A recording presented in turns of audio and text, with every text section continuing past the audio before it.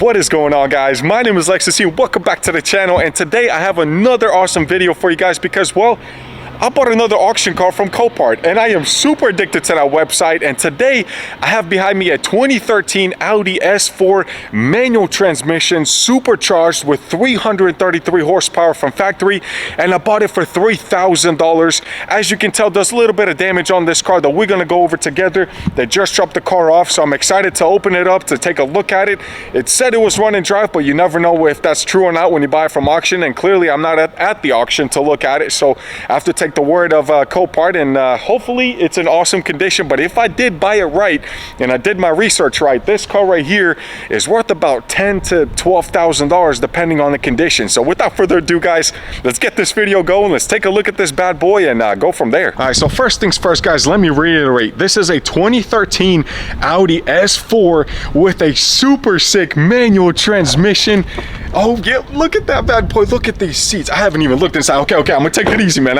I'm jumping ahead, but that's because I really wanted a manual car, and this was on my list. As you guys already know, I'm a big Audi guy. I have a twin turbo R8 Audi that we are fixing right now. It's got a bunch of electrical issues, which I wasn't planning on.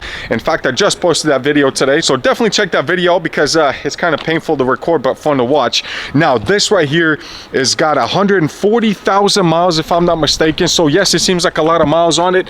Let me see if it says on here 100. Well, no, that's the VIN number. They should have about 140,000 miles.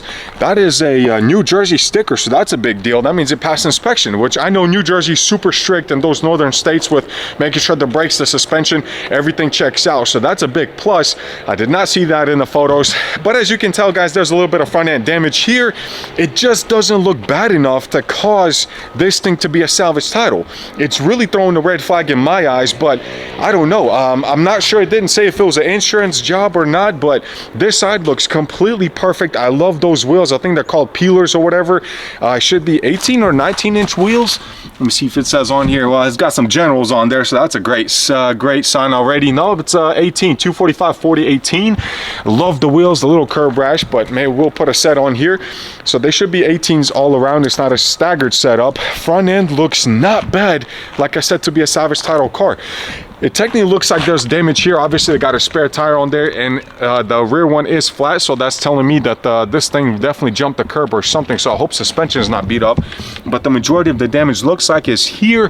Don't know what this is all about, but the bumper looks like it's, well, the grill is in good condition, the bumper not so much, so we are going to need a bumper. I'm just kind of making notes already as we go. A little bit of fender damage. I don't know if you guys can see that little crease there. I don't know what that's all about, but the side of the car looks good. I actually love when the car comes in black and it's got a little bit of chrome accents to it. It really makes it look elegant and nice.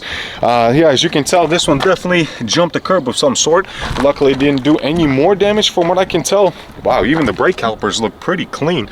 Somebody took care of it. Backyard tints, don't know what that is. I'm guessing some tint company maybe did a tint on this job, which I would have done anyway, so that works out good. Moving on to the back, look at that rear end. Something about the way Audi does it, man. I love these cars. I'm telling you, you just can't go wrong with an Audi. So it looks like it's got an aftermarket, some sort of a spoiler.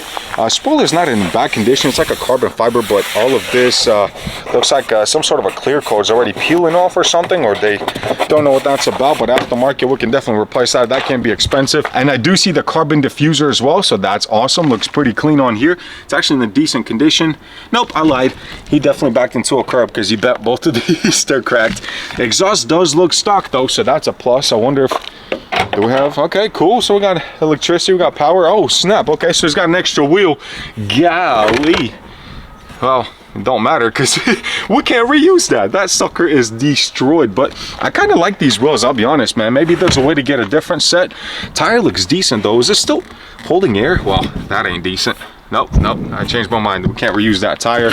This is probably front lip, yep, front thing. And then we do have a different tire in here. So why do I have an extra tire lane here? 235, 35, 20. Why do we have a 20-inch tire in here? That makes no sense because all these wheels are 18s. I'm a big manual transmission type of guy, guys. I had a Shelby GT350 that was manual, full exhaust. It was tuned to 500 wheel. I had a Whipple 5.0 Mustang. It was a 2015. Looked super nice. I actually bought it for my wife, but I ended up driving it.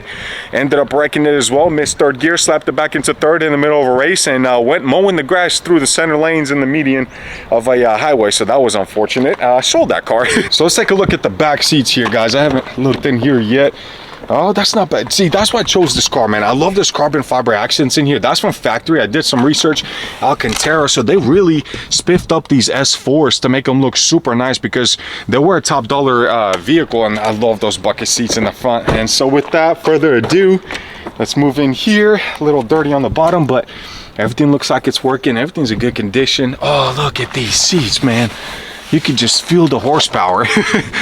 Interior is super nice. The accents look good on here. Carbon fiber. Sunroof is good. I don't know if it works or not, but let's hop in here. Like I said, the damage was in the front end, so it's not a bad thing. Sometimes just because it's hard to find parts for a vehicle, insurance will total them out just because they know it's going to take forever to fix one of these. And an S4, I'm gonna guess it's not as cheap as like A4 parts, because it's the same body style, but I'm guessing the front bumper's probably different. Radiators are probably different because it's a performance vehicle, so I don't know, but I'm guessing that's what they told it. They don't want to mess with it, trying to find wheels and all, and quite honestly, it's probably going to be $1,000, maybe a little more to get it fixed. I don't know, but that'll be the next thing that we look at, and try to make a decision how fast we're going to fix it and what are we going to do with this thing, because I heard it's got a lot of potential. But let's go ahead and take a look at the inside here. So got the key, got the clutch pushed in. Look at that, fired right up. Wow. Okay. Wow. Okay. Well, geez. Oh, that sounds good. Is that stock? Turn off engine before leaving car. That makes sense. We got the Bluetooth going here. We'll make sure nothing kicks on here, so we're going to turn that off. I would turn this radio off. I don't want to. Okay. Turn off engine and check coolant level. Okay, so it does have a busted radiator. I'm guessing no coolant at all in it. Let's step out here. Dude, this exhaust sounds really good. Wow. Okay. Let's take a look under here. What is it? We won't keep it running for too long. Obviously, with no coolant, you don't want to run an engine for too long, then have issues with it overheating or something. Oh, okay, well, the hood strut isn't working. I'm going to have to hold this up. As near as that supercharger bearing doesn't sound too good.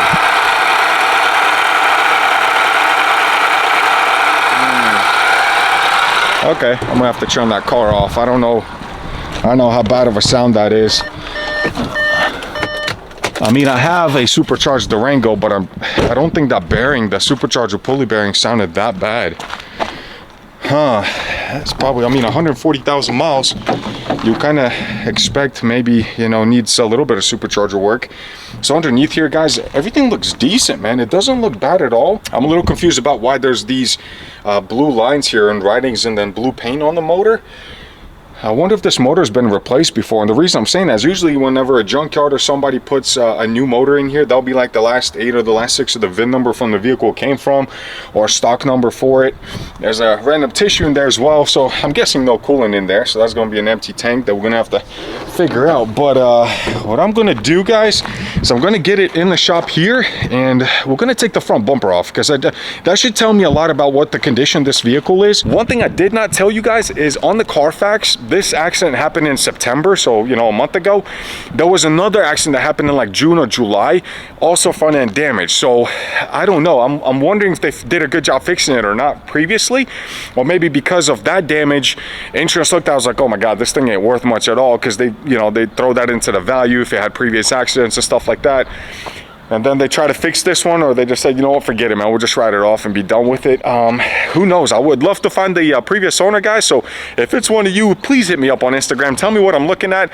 It's always like a mystery whenever you buy a car from auction, because you don't know what the previous owner did or didn't do on it, what maintenance is done. Speaking of maintenance, I wonder if this thing needs an oil change. I didn't even check on that. So 140,000 miles, and sticker says, I don't know if you can read that. It says 139,441 mileage, next service. Okay, so yeah, it's definitely past due by a few thousand miles for an oil change, which is perfect. That gives me a good opportunity to jump into it. and really start working on this car. But let's go ahead and put it in the shop here. Let's take the front bumper off and go from there. One thing, guys, that I did want to mention, and this is just experience from dealing with this 4 Series or A Series, whatever you want to call them, B8 or B8.5 Audis, I will tell you to take the bumper off just so you guys don't screw it up. Normally there's a little cover here. It's like it's got push-up rivets or whatever you want to call them that sit on here. Usually you have a bolt there, and then you have a bolt underneath. So last time I had an A4 Avant, I actually kind of manhandled the bumper and did not know that there was another bolt that sits in here, and I just ripped that off. So just a heads up, there's one on each side. There's usually one that kind of holds it in here as well, if I'm not mistaken. All right, so that literally took like 5 minutes to do, and we popped the bumper off. The bumper seemed like it's in good condition. It's unfortunate that the bottom lip kind of broke off, so I can't reuse it. Here's a few things that kind of throw me off. Like I said, there's a reason why I said maybe this thing has been messed with before the previous accident. Who knows if the guy was like, hey, I'll fix it myself, just write me the check for it from insurance. There's a few things that are kind of like loose or not fixed all the way, or maybe the insurance looked at it and when they took the bump off to assess the damage. I don't know. That's the thing. It makes it fun because you hope it's not as bad condition as you see on the photos, or you know, you just come out winning and you snapped a good deal from Copart. But either way, I love that website. But looking at this right now, here's what I can tell you just by seeing it. First off, no idea why this is unplugged. This looks like to the AC condenser, if I'm not mistaken. Yeah, that definitely sits on the AC condenser. AC condenser seems good, but then you got like this right here.